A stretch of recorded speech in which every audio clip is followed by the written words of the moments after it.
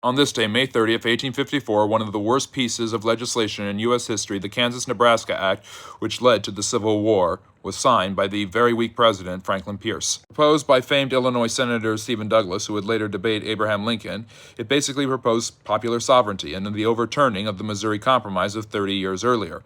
This would mean that states north of Missouri could now decide for themselves whether they wanted to be free or slave states. Previously, they had been determined to be free states since they were north of Missouri and the other southern states that allowed slavery.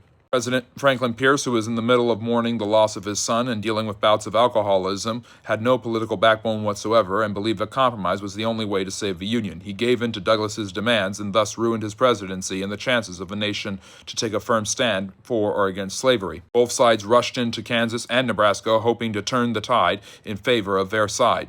Both pro- and slavery forces often had showdowns that led to violence, particularly in Kansas, which became known as Bleeding Kansas by the end of 1856.